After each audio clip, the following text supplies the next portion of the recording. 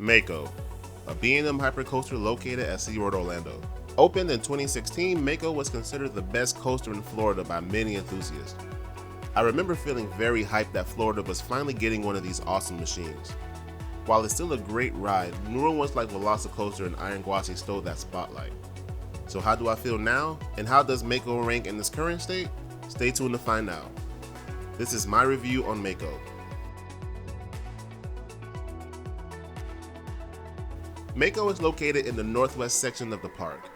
It has a max height of 200 feet, a drop at 200 feet, a track length of 4,760 feet, and a max speed of 73 miles per hour.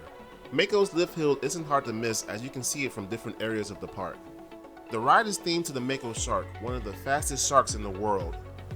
The surrounding area is themed with intricate metalwork as you're underwater with waves, fishes, and even a shipwreck. The coaster track blends well with the design. As a matter of fact, every time the coaster hits the first overbank turn, it triggers music that gives the ride a thrilling intro as it flies by.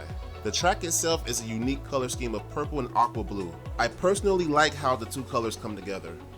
The outdoor part of the queue is nicely decorated with plants and trees, and there's fans everywhere to help cool you down. You can hear the Mako soundtrack play all throughout the queue, and it's a great listen while you wait. After climbing up the stairs, you make it into the station that has one cool feature. When the train is dispatched, you'll see sharks flying above you as you leave the station. Another cool feature I rarely see on roller coasters is music during the lift hill. It's perfectly timed to finish as soon as you hit the first drop. Mako may not have much theming overall, but the little things here and there really adds to the presentation. As you leave the station, you climb the 200 feet lift hill. You get up there fairly quickly. As you make it to the top, you crest over the first drop. I used to consider this a fantastic drop, but now it's not as impressive as it used to be. The drop from the back row is still good though. You then hit the next element, the hammerhead turn. It's a fun element, but doesn't really do much. From there you hit the famous 5-second camelback. This here is the best sustained floater airtime moment in Florida. Your butt is out of your seat for literally that long. It's truly one of the best moments of Mako. You then approach the turnaround, which has some pretty good forces going through. You then hit the second camelback hill, and man was I disappointed. The trim was very noticeable and it hit pretty hard on my last visit. Now granted, you still get floater airtime, but it could have been more powerful without that trim.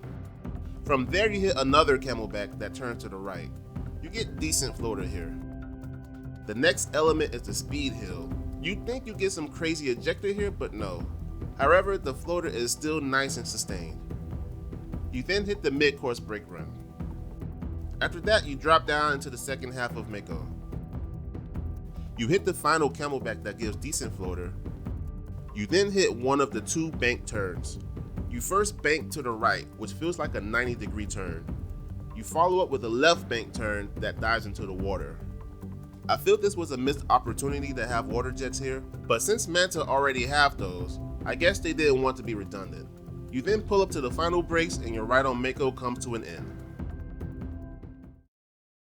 Mako is one of the most re-rideable coasters in the park. I wouldn't call Mako super intense due to its focus on airtime, but there are a couple of intense moments, mainly the first drop and the turnaround. The first drop is best felt in the back row as you are flung down the entire length of the drop. The turnaround pulls some surprisingly decent positive G's, but nothing you'll gray out on. It doesn't have the most intense pacing, but the way Mako traverses through the layout is very graceful, as if you're riding on a cloud. Mako is an airtime paradise. If you love floater airtime, then you'll love Mako. The only real issue is the trim on the second camelback. I don't ever remember it hitting that hard on my other trip, or maybe I was just ignoring it. I will say after riding the Big Two, I noticed the trim more than ever. Maybe because neither of those rides had a single trim in their layout and the pacing was outstanding. In comparison, Mako falls behind in that aspect. Don't get me wrong, Mako is still enjoyable and arguably the best ride in SeaWorld, but the trim does kill the pacing a bit. Mako has 7-row trains that seat 4 across. When I first heard of this, I thought this would affect the ride negatively because I was used to 9 rows as opposed to 7, but that's not the case. The back row feels like a back row on the B&M Hyper. Mako is also very smooth. From the lift hill to the brake run, I don't remember encountering any shaking or rattling. Mako has some of my favorite restraints, easily one of the best restraints ever designed. It's a simple clamshell design you place over your lap and that's it.